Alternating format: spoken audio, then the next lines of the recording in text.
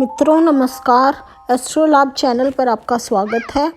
आज मैं आपको बताऊंगी कि अगर आपके पास कोई प्रश्न कुंडली पूछने के लिए आए कि उनका किसी पीड़ित व्यक्ति का रोगी का रोग स्वस्थ हो जाएगा या वो अस्वस्थ रहेगा और आपको प्रश्न कुंडली लगानी पड़े तो आपको कैसे करना चाहिए। प्रश्न कुंडली में सप्तम भाव जो होता है वो रोग का होता है। कोई भी बीमारी हम सप्तम भाव से देखते हैं और रोगी के बारे में देखना हो तो हम दसम भाव से देखते हैं और चौथे भाव से हम यह देखते हैं कि औषधि का देखते हैं। तो अगर पाप ग्रह 8वें या 12वें स्थान में हो तो और चंद्रमा लगन से 1, 6, 7, 8वें स्थान पर हो प्रश्न कुंडली में तो रोगी की शीघ्र ही मृत्यु हो जाती है। और लगन अगर पाप पीड़ित हो, वैद्य से मतलब डॉक्टर से रोग ठीक नहीं होता इसका मतलब, और दशम स्थान में पाप ग्रह हो यानी कि रोगी को देखते हैं हम दशम स्थान से और वहाँ पाप ग्रह बैठा हो तो अपनी ही गलती से रोग बढ़ेगा। मतलब आप अपना ध्यान नहीं रख रहा है, वो रोगी की अच्छे से ध्यान नहीं रखा जा रहा है तो वो अपनी ही गलतियों से रोग बढ़ रहा है। और सप्तम में अगर पाप ग्रह हो तो रोग में से नया रोग निकलने लगता है और भी रोग बढ़ जाता है। और लग्नेश चतुर्थ हो और चंद्रमा सप्तमेश से छठा हो तो रोगी की शीघ्र मृत्यु जाननी चाहिए।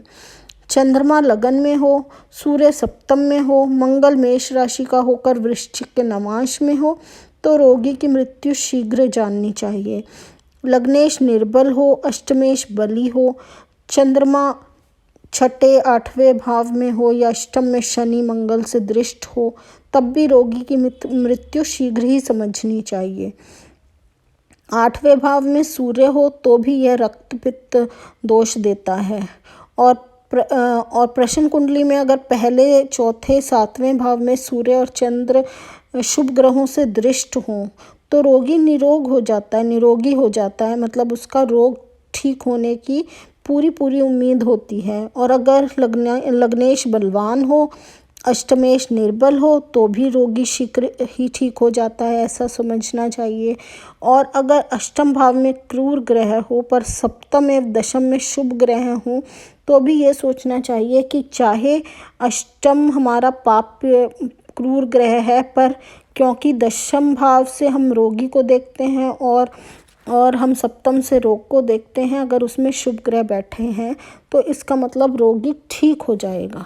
तो ऐसे हम बड़े आसानी से प्रश्न कुंडली लगाकर किसी भी रोगी के अस्वस्थ या स्वस्थ होने का विचार कर सकते हैं और हम इसको प्रश्न कुंडली से ऐसे हम उनका विचार करके, चाहे उसके पास कुंडली अपनी हो या ना हो, उस रोगी के बारे में प्रश्न कुंडली लगाकर हम बड़े आसानी से देख सकते हैं कि वह ठीक होगा कि नहीं।